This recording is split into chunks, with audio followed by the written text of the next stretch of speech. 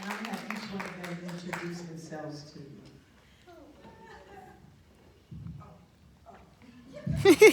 Hello, everyone. My name is Haley Smith, and I'm a salon owner in Richmond, Virginia as well. I've been a salon owner for 6 years, and we specialize in all things color, cut, style, and hair care. I also have online education, and I just support stylists and consumers with building a better relationship with natural hair. Good evening, everybody. My name is Aisha Strickland. I am a blogger turned hairstylist, and I work exclusively with loose natural hair.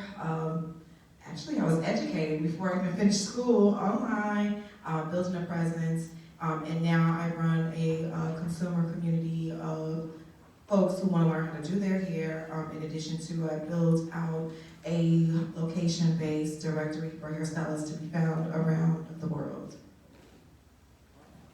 Hello everyone, my name is Anu Prestonia. I'm the founder of Cami King's Natural Hair Salon that was located in Brooklyn and Tribeca. I started braiding business in 1978 when I was attending Howard University. I took off a semester, and 40 years later, well, I never got back. So I closed my salon in January 2019. So I was in business for 40 years. It was an incredible journey. I pivoted to my now product line, On Essentials, which is for inspiring body, mind, and spirit. So I use essential oils and plant-based products in my products. There's no artificial flavors, colors, whatever. It's all natural. And so part of my line is to inspire spirit, uplift the spirit for meditation and prayer. So I have a lot of sacred resins, frankincense and myrrh and things like that. So yeah, that's my journey. And this is my new stylist now that I recently moved down to Maryland from New York, and this is my stylist. Oh, she's not letting me go. And this is my new buddy too. Just not stylish, we are buddy buddy. My name is Cecilia Hines. I'm the owner of Uzuri Braids. I've been in business for over 35 years.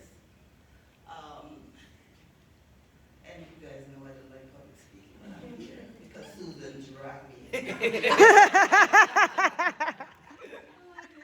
Alright, my name is She does. See, this is what she's trying to do. My name is Elise Alarga. I am a licensed cosmetologist from Illinois, California, Georgia. Aisha and I actually started Black Girl Curls back in 2015, 2016. Black Girl Curls is now Aisha's company. I am the CEO of Cut It Kinky, which is professional education, brand agnostic education for licensed stylists in working in tight curls and natural hair. Yes, panel. Woo! So I want you guys to, what we're going to do is, we're going to ask a question, and then each one of our panel members are going to answer the question, if they choose to, and then I'm going to come to the audience and get some feedback from you on that same question. Is that cool?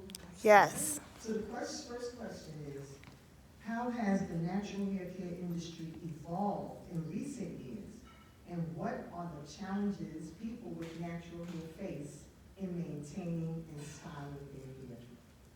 Whoever wants to take that one. I'll start first. Recent years meaning like the last 5 years, or recent years meaning the last like 12? Let's say recent, like the last 5 years. Okay, so the last 5 years, now there's a glut of information. There's a dearth of insight. There's so much being communicated to folks who wear their hair natural, from product companies, from influencers, from the general world when you think about the Crown Act being enacted all over the country. So natural hair is a very hot and important topic, but people don't really know where, what, when, and how, because they lack like foundational hair knowledge, and so they're running in this direction, searching for something that their hair may or may not do. And so while we used to complain back in the day there was not enough products, there were not enough stylists, Now it's almost too much information that they cannot search to define what is either gonna work for them or what's even accurate. I'll say my perspective. I would say what I found is that we have some commitment issues. So I think with the world being so instant, everything's instant, I think people have an inspiration and they expect an instant result when it comes to this journey of wanting to be natural, and everything takes time. I always tell my clients, as much time you spent doing something else, it's gonna take almost just as much time to get into this world. Not to say that you can't start where you are, but it's gonna take time for it to evolve into your goal, your dream. And I think just giving people that patience with the journey is where I think we're kind of struggling. Just knowing that you're not gonna be perfect, but it's always gonna be progress each time you go towards loving your natural hair. Yes. Well, I can say that I've seen the evolution because I've been in this business for such a long time. And I thought I would never see this day where I can look out in this space and see all of you guys embracing the natural part of it, which is your hair, most of it. And so we still got a long way to go. It's a lot out there. I see that it's like new opportunities in terms of jobs, because the natural hair industry, you can choose now what you want to do. Whether you want to be a barber, where you do all the design, you want to just deal with the natural hair, you want to deal with the extension part of it, or you want to just kind of do everything. And I think that you know, if you're going to embrace that, all of it, you need to like really educate yourself. Meaning attend conventions. For me, it was a big deal when I started out. I went to every convention and took every class because it was important for you to have the knowledge so you can bring it back to your clients. And you can give your best job to that client, if you know what I mean. I would say the biggest thing I'm seeing right now, or within these last 5 years, is people figuring out what they want it to look like. There isn't much of a standard in this space, and we all in this room have an opportunity to help create what that standard is. I'm not saying we all the hairstyles need to look alike, but what is the baseline for it, and where does it fit in? What does it look like for you to go to work versus what does it look like for my 20-year-old clients who don't want many lines or angles. So figuring out what that looks like for us, and us being the architects behind creating those looks.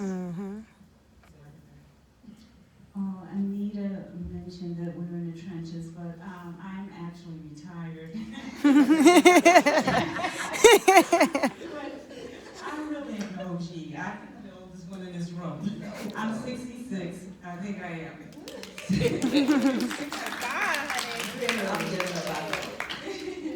So, from my perspective of having been in the business and just looking at what I see out in the world, I'm curious, I'm concerned really about the kind of hairstyles I see on the young girls. These very, very long extensions. I'm wondering if they're gonna lose their hair. If there's any kind of hair care going on, or is it just braiding? Is it just let me look like how everybody else is looking? I also am concerned about all the girls who have been wearing straight weaves with the part in the middle, with the dye in the part, for 5, 6, 7, 8 years. What's going on under there? I have a niece who does that, and I have talked to her endlessly about making sure she takes care of the hair that's under that weave.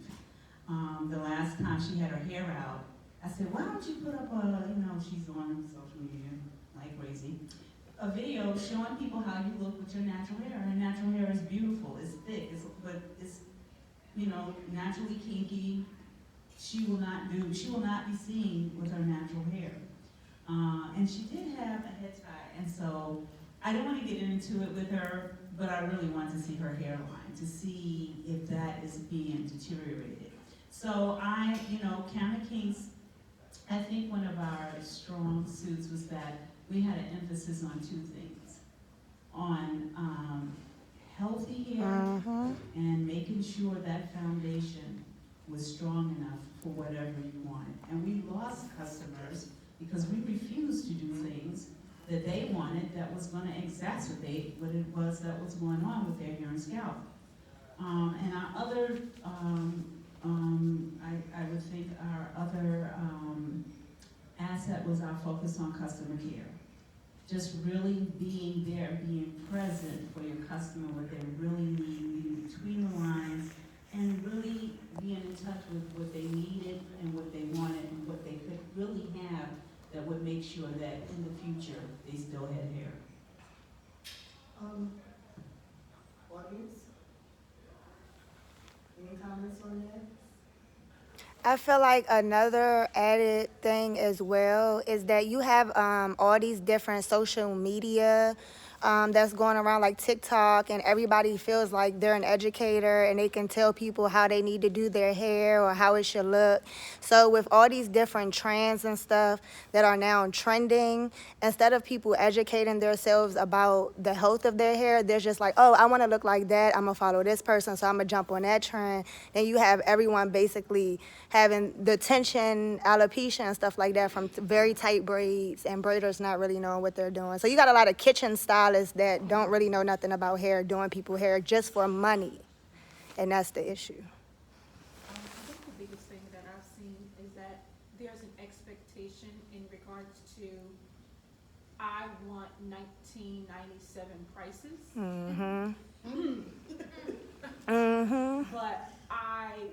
But I'm living in the now of my own journey. I know how much milk costs. And so there's kind of this, like I heard somebody say something one time, they were like, y'all hairstylists trying to live like rock stars. And I think one of the things that we don't account for is that there were a lot of skilled stylists, maybe in the 90s, shout out to Dudley's, you know, but one of the things that maybe wasn't taught was business. And I think that one of the things that I see as an issue is that you have some stylists that are being educated on the business side of actually running a business, versus you have some stylists that unfortunately are the more popular stylists that are creating prices based on how they feel. But we all get coupled into this one big bubble. And it's putting consumers in a situation where they're like, I feel like everybody's charging too much, maybe our previous expectations of, you know, back in the day they will only charge. And then the other part is that there's this thing of not deserving. And so when we talk about like losing the hairline and stuff, I'm always thinking about how long it's gonna take me to get arthritis, how long it's gonna take me to like get varicose veins, how long it's gonna take me to like break my body down for this. And I think that sometimes, I think that there's a lot of that's not being considered. So with that being said, and all that's being said, it helps me segue into the second part of that question. The question was, the second part was, what are the challenges people with natural hair face in maintaining and styling their hair? But I want to add to that, like, not just the challenges that the consumer faces, what are the challenges that the stylist face? Okay, what are some of the challenges that the stylist face as well in maintaining natural hair, as it pertains to pricing, like you said, as it pertains to the arthritic stuff that's gonna come? Okay, what are some of the challenges from both perspectives, from the standpoint of the client as well as the stylist? Can I go first? No, we just finished talking. It varies from state to state. So, you know, based on where you live.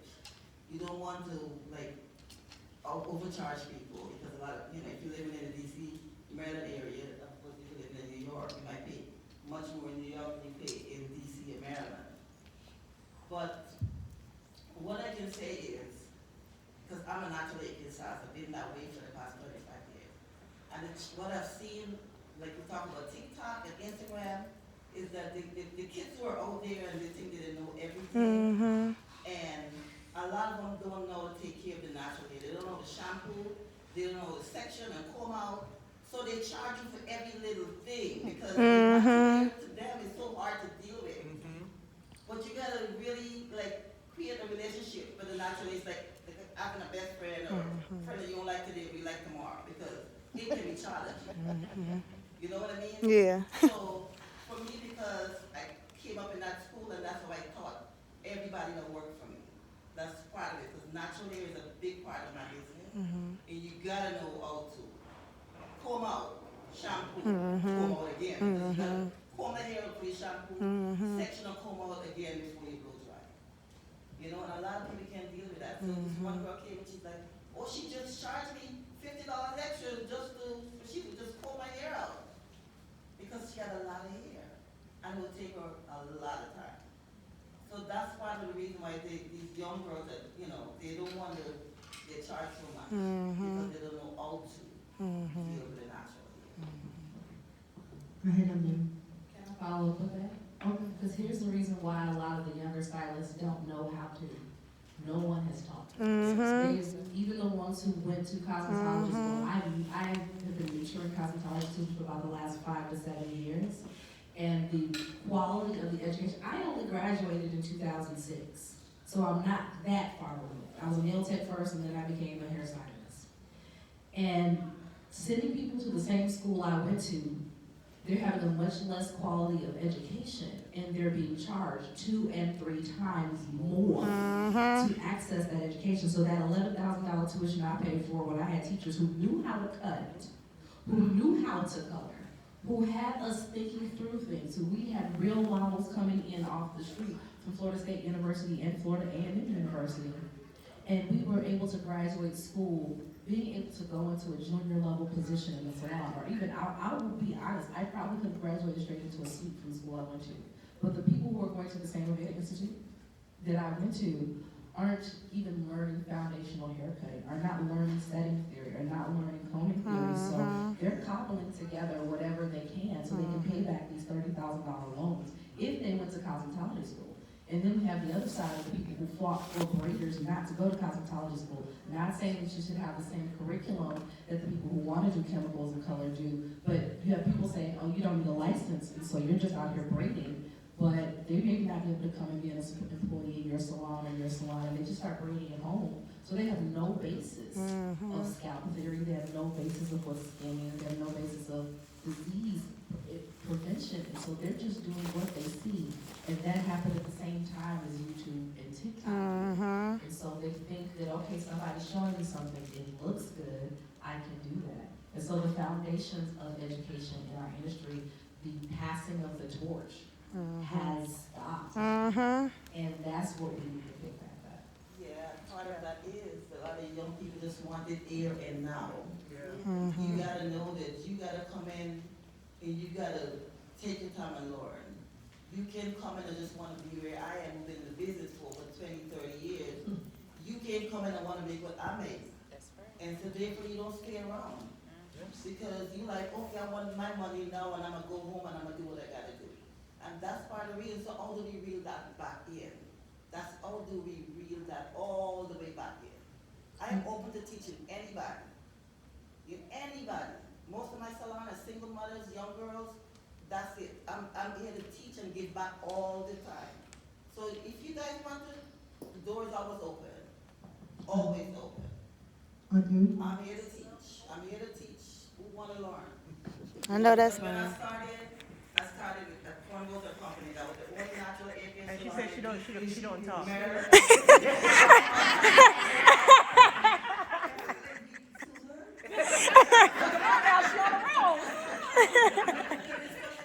I'm passionate about it, it's so important to me, you know? So that's why when we start working there, we have to learn how to, because how to comb out, how to shampoo, all natural hair. So I developed the relationship.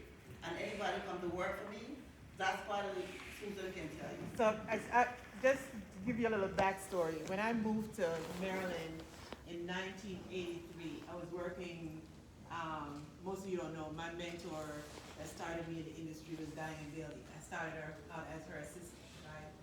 And so working with her, learn natural hair care, everything before anyone was even thinking about natural hair care. So, I decided, I don't want to do hair no more. You know, I'm tired of this. Only been doing it 3 years. You know, and then followed my then husband to Maryland and knew Cecilia and all the other icons in the industry because I was the baby at their feet learning, you know, running. Susan, get this, get that. You know, I would be there watching all the techniques. So I knew how to shampoo, I knew how to detangle, I knew how to do all that stuff. So when I came to Claudette's braiding, CNC braiding gallery, Cecilia and Claudette, that's the first baby they had. No shampooing basically was going on. And I'm gonna tell you this, the shampoo bowl was beside the bathroom. We opened the bathroom shampoo, so there was no priority being given to shampooing because braiding was going on. So I would be sitting at the front desk. I was like, I help you guys out at the front desk because I don't know what I'm gonna do yet. And one person started asking for a shampoo. I'm like, I'm not doing anything. I'll shampoo you. So I started shampooing. So they weren't charging for shampoo. So I just started charging $10 per shampoo. And before you know it, I was making good money. And the other C for the thing looked over and said, oh no, you're making too much money. So then we started, that's when shampooing started getting popular, and then, you know, they started charging for shampoo, and then all of a sudden I started getting a percentage of the shampoo. And I'm like, hell no, I'm not doing that.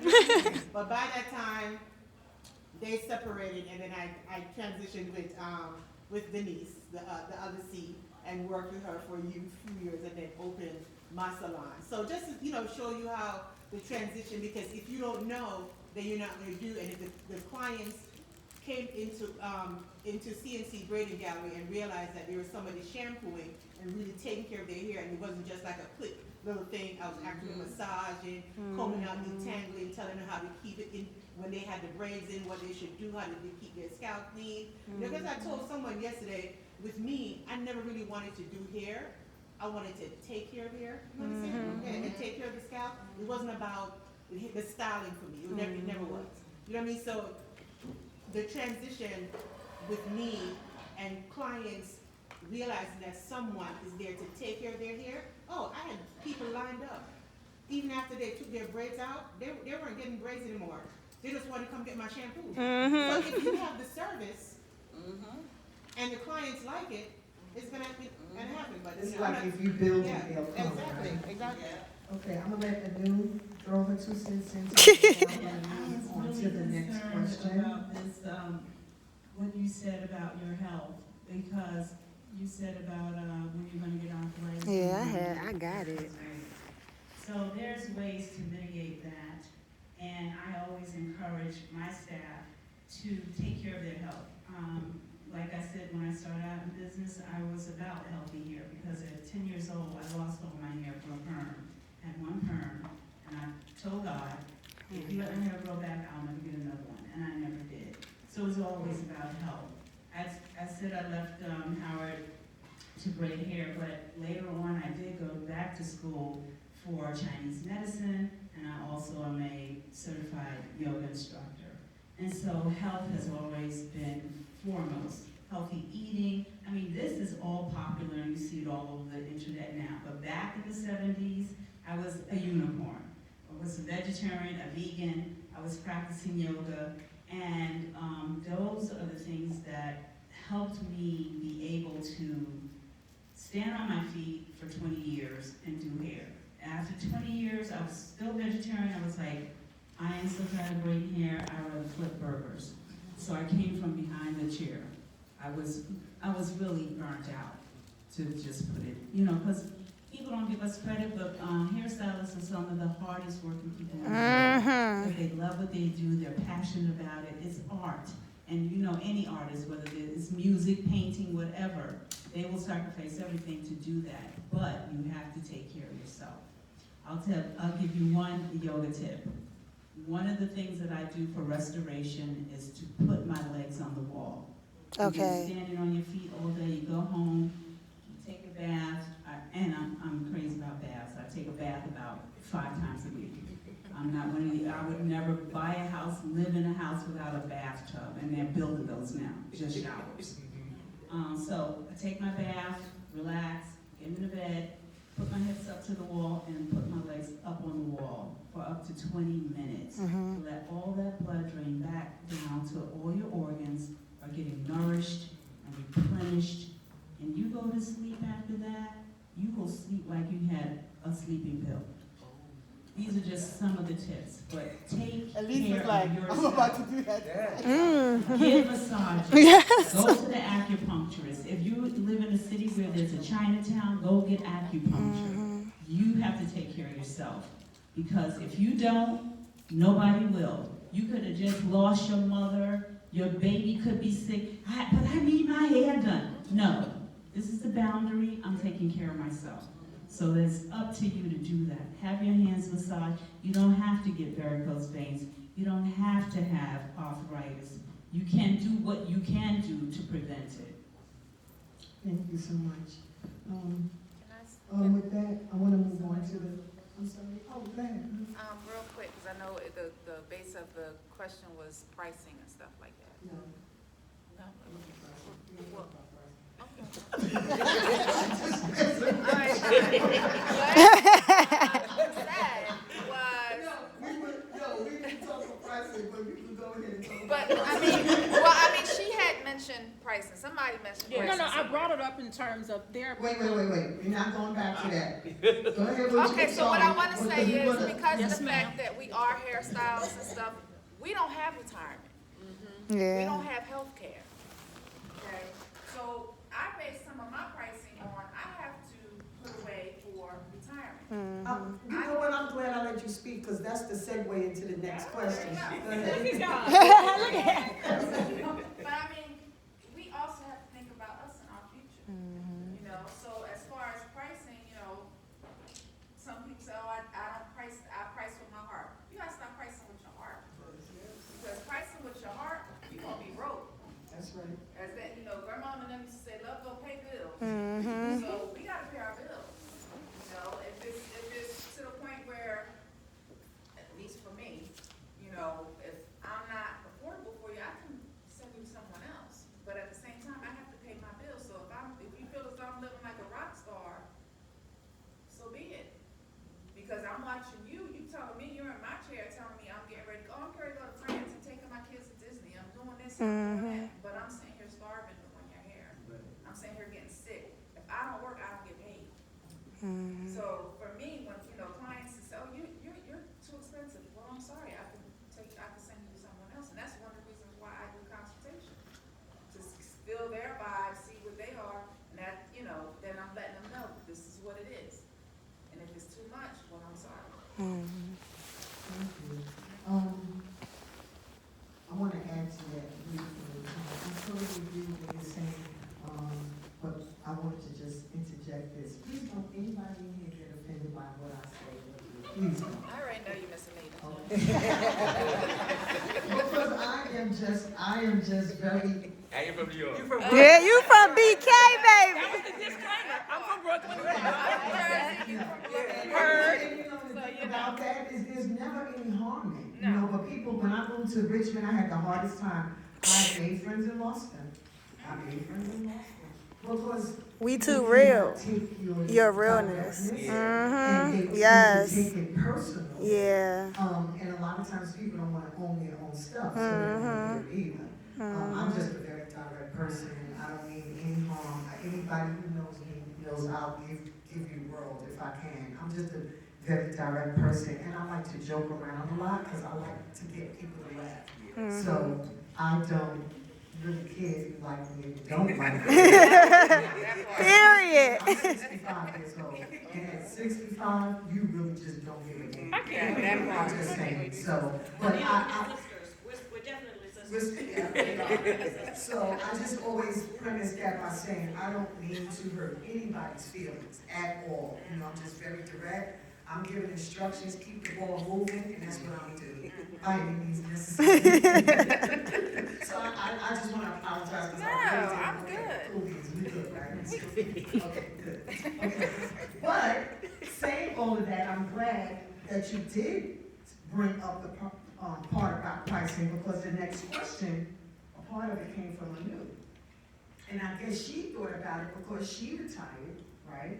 And her question was, she said she wasn't sure if it would fit into the dynamics of the discussion, but it does, because it is the current state of the natural hair industry. We have stylists who are on Instagram, Facebook, world known, world renowned, okay?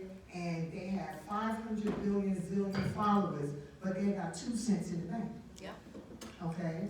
So Anu brought up the topic of how do we help younger stylists who are coming up, even ourselves, plan for retirement? How do we do that? Some of you older people, everybody up here has their own business. How do we prepare younger stylists for retirement? Are we prepared for retirement? Yes. So, I mean, what are you laughing? Why are you guys laughing? I mean, when I started, like, professionally, I was 18. And I had a cousin who was he sold insurance. And he said to me, you need life insurance, you need mutual funds, you need to buy a house, you need to pay your taxes. And from then I started doing that. I paid my taxes, I paid to my retirement. And I put away money also, I got a Roth IRA. So you live within your means, because you get all this money coming in and every day and you're spending, no.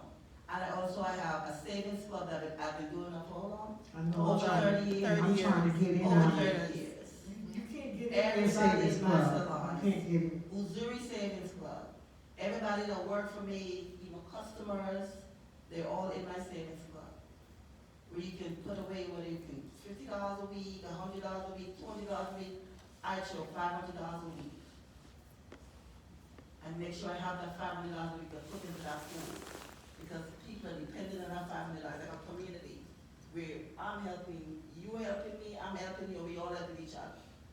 So when you want to take that money to buy a house, to pay it up for the convention, whatever you want to do with that money, pay for your children, go to school, put away for your retirement. You take one that box and you put it up in your Roth IRA. This is what I'm showing for my yearly retirement. And that's how you do it. I'm now 62. I can retire now if I want to, but I love what I do still. And I still have more knowledge to give everybody else. You know, I have knowledge to share and teach. So, but you can. I have health insurance. Now they have the exchange, you can go and get insurance. And another thing, you don't have to work alone. Entrepreneurs, we are entrepreneurs, we need people working with you. You can't do, in case, if you get sick, then what? You need other people to carry on while you recover. So always think that way, I've always thought that way, always have people working. So that's something you guys gotta think about. That's the only way it works. You gotta have people working with you, and I don't like it for you. I don't like for, I don't want people working for me. We are working together. What do you guys think about that? Because you and Aisha, you guys had something going on together, right? So how do you plan for the future, for retirement even? Because you're definitely, how are you as well? Are you planning for retirement? I'm gonna say this. I'll be 40 in January.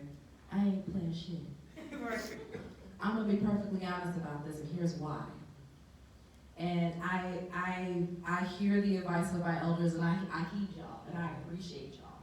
But it's a different reality out here for 40 and under.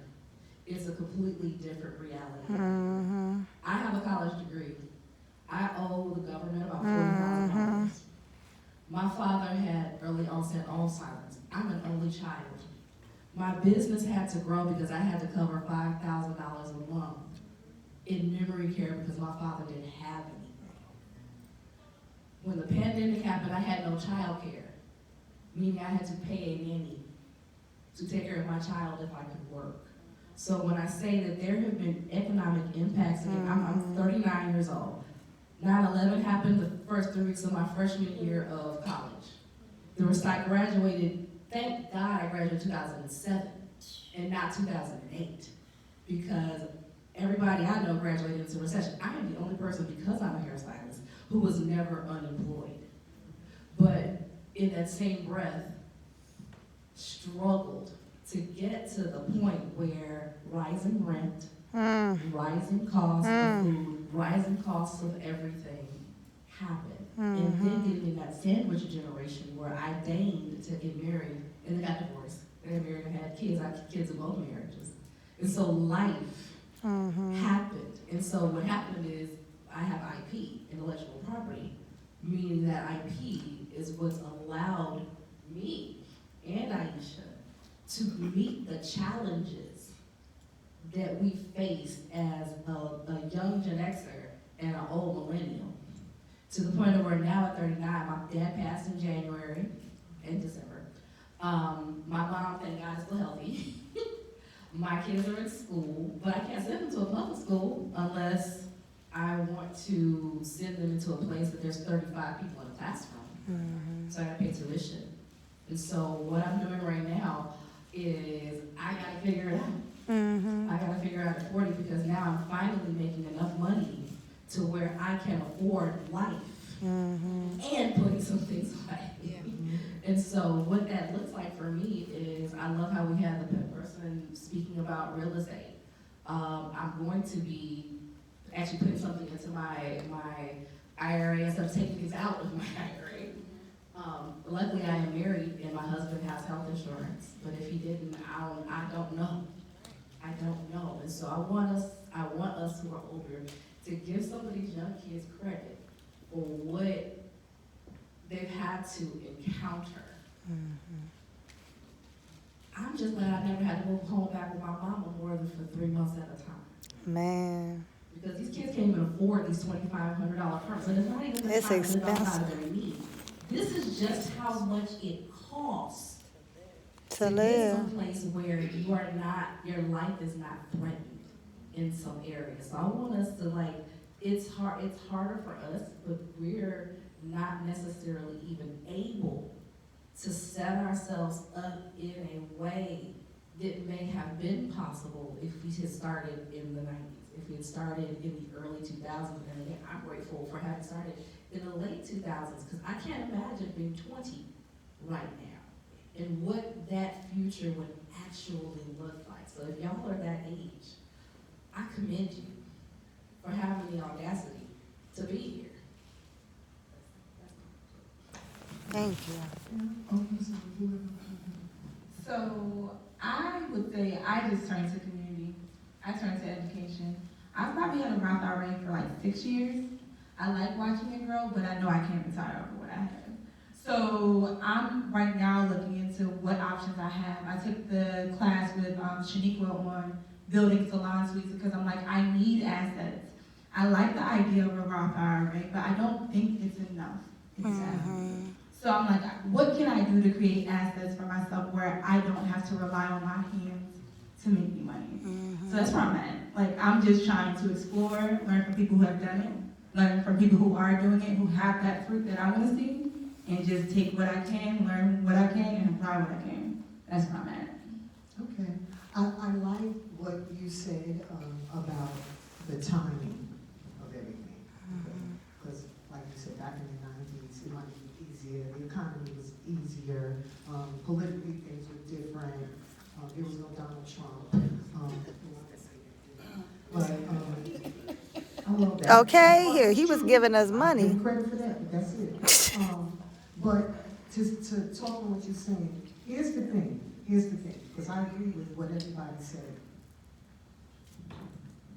It's one thing for resources at a certain point in time not to be available, right? And then there's another thing that when the resources do become available, you need to know what to do and how to access them, right?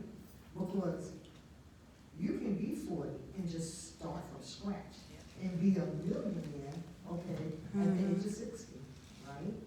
You can be 40 and start from scratch, and once you learn what to do with your money and how to manage your money, you can recoup and recover from the losses, right? The problem is, we don't know because no one taught us. Mm-hmm. You know?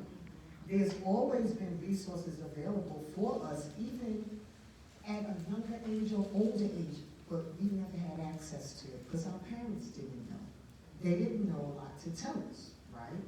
So that's one of the reasons why the convention now has evolved like everything else, and our focus is not just on technique and hair care, but it's focused on how to run, own, manage your business, put your money away for retirement, put you in contact with people who have done it, people who have the resources, and people who can help you that want to help you. So that's why it's important that we encourage people to come to events like this and maybe not just focus on taking all the hair classes and all that, but now it is time for us as a people, okay, we gotta get it together, and it's time for us to learn how to manage and control our money. Be the expert. It's our business. We gotta control it. And a big part of that is knowing how to control your money.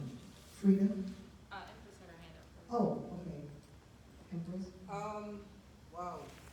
I just wanted to say that there's an interconnectedness in all things, and your story, the sister in the orange and the green, is virtually identical to mine, and I have about 15 years on you.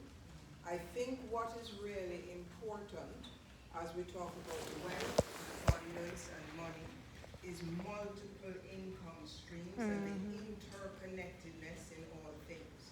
So I'd actually forgotten until Susan said that she actually never wanted to do styling, and as long as I've known her, you were interested in the education part of it. But you have to understand what you're educating people about to then go forward and educate them in it. You know, what you said, Anu, as a fellow yoga teacher, is something like, just put your feet up, literally. You know, so, I don't know, I'm one of those, I guess I'm, what am I, an Xer of some degree. I look at young people today, I look at Iana and I go, wow, if I had that genius at 27, I would rule the planet, screw there. I would rule the universe. So they come in with incredible wisdom. Yeah, now the challenge they have is this stuff. And so for us as elders, we gotta do that mentoring piece. I think there is something in our collective narrative that needs to shift. And Dr. Ayana spoke about it. And did I say this today? Money. My own natural energy need. And so if we can look at it from the energetic frequency, because it's in our DNA to have all sorts of stories running about money. Everyone in this room is successful. Many of us have an issue around money. So what is that? Let's get into the belly of that, and that's how we play it forward to the younger people. And investing. I wasn't raised to invest. I was raised to save. Do unto others as I have I do unto them. Study a book, go to school, yada, yada, yada, and save. You know, but what happened if we're investing a part of that and building the wealth? Insurance, in health insurance, etc. There are enough of us in here to form a cooperative. That when I need insurance, I go to Anita's insurance agency and buy the bloody insurance and keep it in the circle. So that's, and I'm not in the hair business, I'm in the wellness business, just to say. And hair is a part of wellness. That's true. I'm gonna tell you guys, something real quick. This is a little quick tip, okay? And it's a quick tip that will help everybody. Everybody on this panel, it will help everybody in the audience. If you are an entrepreneur, it will help you. If you work in someone else's salon, it will help you. And you need to go back to your respective states and just dig deeper into the laws, because you know things are different state by state. How many people in here have a business? I'm my business. So that's the majority of the people in here. How many people's businesses is formed under an LLC? Great. Did you know that based on, well, first of all, how many people in here pay their taxes every year? I'm catching up, you know what I'm saying? I'm catching up. I gotta pay. That's excellent. Okay. Did you know, and Susan will tell you, I put my business out in the street all the time, because I really don't care. Because I feel like if I tell people my truth, it'll help somebody else. I got a lot of money, and I ride it like a horse, okay? And I'm gonna tell you why. Because I was in your position, I was in Cecilia's position, I had money, I lost money. I threw money away because I didn't know what to do with it. But when I learned, okay? And I watched my money grow over a period of 10 years. And I'm gonna tell you, I'm 65, I retired at 62. Retiring meaning I started collecting my Social Security. So before I was an LLC, listen up, you are allowed to make as much money as you want even after you start collecting Social Security. Because once you start collecting Social Security, the government only allows you to make a certain amount of money, all right? You can only make a certain amount.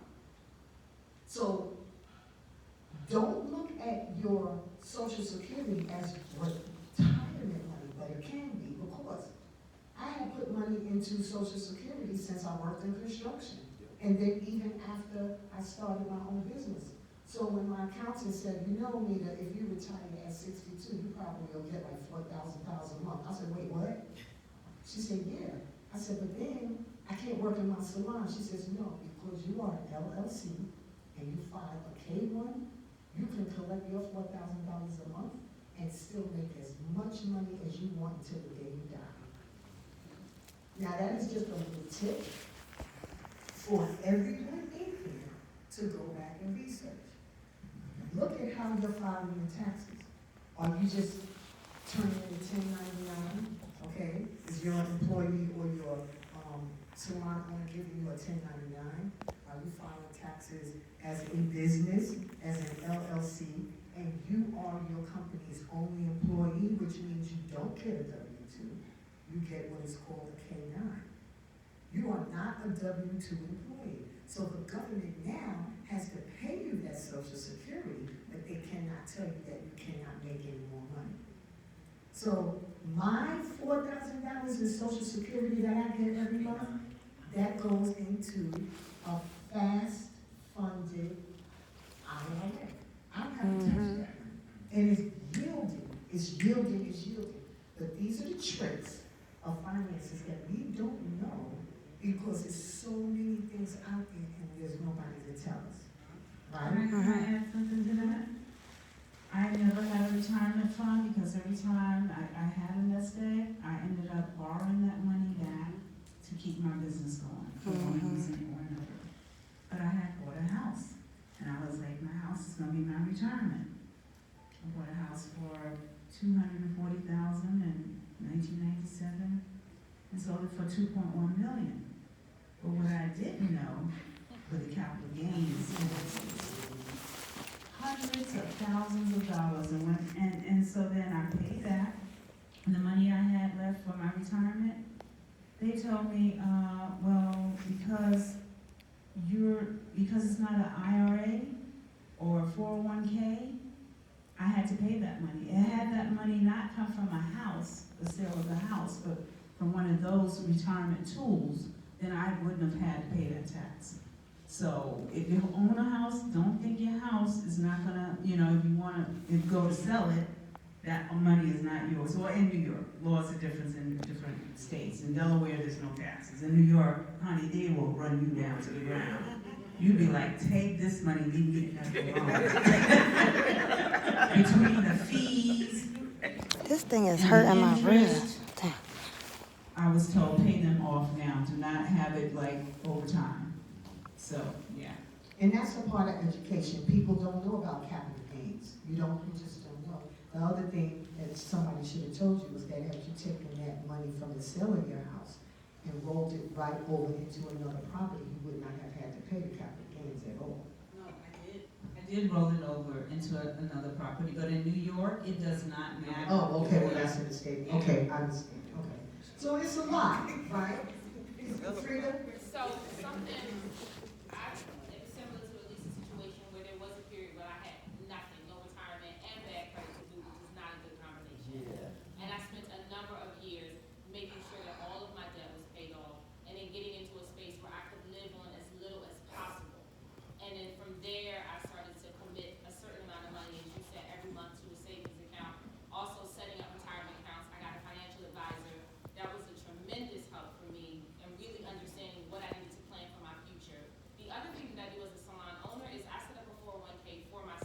Yeah, I So was that's about an to option say. as an employee. All of my stylists are W-2 employees. So we now offer a 401k, and I wanna say I match it somewhere between 2 and 3%. There was a minimum match as a requirement of this program. Of my 5 stylists, I think only one has opted into the program, which I think is crazy. She's in her early 20s and is looking at buying a house because she has this 401k plan. Everybody else opted out, because I don't think they're thinking ahead. I think they're just feeling like, oh, that's more money coming out of my paycheck. And I get it, because minimum rent is $2,500 in the DMV area. But the stylist who did it from day one, she's already seeing at least, I'm not gonna put her business in the streets, but she has enough that she's able to start looking at purchasing a home just because of her 401k. We also started to do AFLAC. I get nothing from AFLAC, but it's a benefit for the stylist. So I think as salon owners, we also have to start looking at ways that we can support our team that may not cost us a tremendous amount of money, but it allows our stylists to grow. So it's a perk as a part of working at my salon that I can say we have these retirement options. But at the end of the day, the real benefit is for the stylist. Because now at 24 years old, she has a 401k. I didn't have a 401k, actually I probably did, but I was incorporated, so I kept cashing out because the way my money was set up, and the way my financial literacy was set up. I was terrible, but over the years, education, doing different programs, I'm not a fan of Dave Ramsey from a political perspective, but his philosophy on money, listening to podcasts, just on money, just on retirement, reading books, profit first, those things have been huge for me in terms of going from a space of a terrible credit score to an amazing credit score. There's nothing I'm not gonna qualify for because I was diligent about my money. But I totally agree that being in a space where everything is going out, the tuition, I'm married, I have 2 kids, I'm gonna be honest, I thank God for my husband's good government benefits. Yes. Because without those, I wouldn't be healthy. So I do have a husband that has great medical benefits, but I was also in a space at one point where I was paying out of pocket for my health insurance. So I know what it feels like to be in all those spaces, but I do think as salon owners, it's imperative that even if we didn't have it, we try to find a way to help the next generation of stylists be better prepared. Absolutely. And that's the key. We have to, I always go tidbits out. I'm gonna come to you right now. Oh, no, you good. I used to teach this course in Atlanta at the Talia Wajid show in Atlanta every year. And I taught this course for 13 years because I taught it one time, it was really good. Taught it the second time, it was really good. Then it started getting better and better and better. And then one year she called me and she said, listen, you have the biggest attendance in your class, and I really need you to commit to just doing this thing for me. I said, no problem. She said, but Anita, stop telling everybody your business because everybody just like, did you know this? I said, no, because I feel like if you tell a real story, okay, a real story is what matters. I'm not selling fairy dust, but the class was entitled, How to Have $100,000 of Profit in Your Business Bank Account at the end of 1 year. And at the beginning of the class, everybody was like, that's impossible. I said, you think? I did it. And I did it because I was you. And I was laying in my bed one night, crying. I just moved to Virginia, opened up my salon in 1995, and my grandmother called. And she said, how you doing? I was like, oh, okay. And she said, what'd you have for dinner tonight? I said, butter popcorn. And she said, you had popcorn for dinner? I said,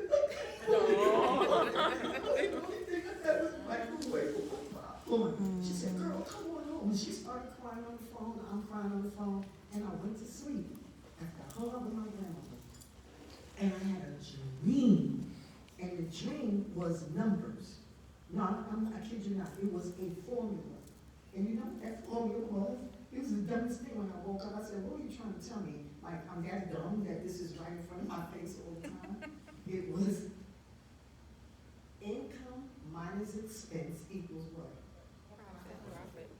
Say it like you know it. Profit. And what was I doing?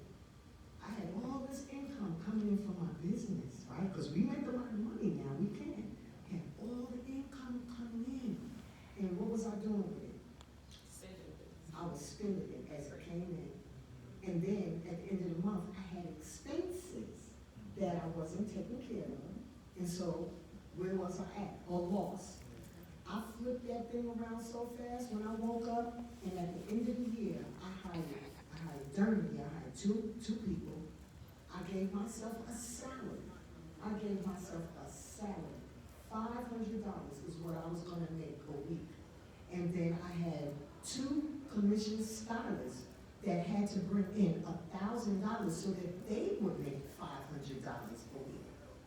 And then that extra $500 a week that came from them, which was $1,000, went directly into my business account. It wasn't my money.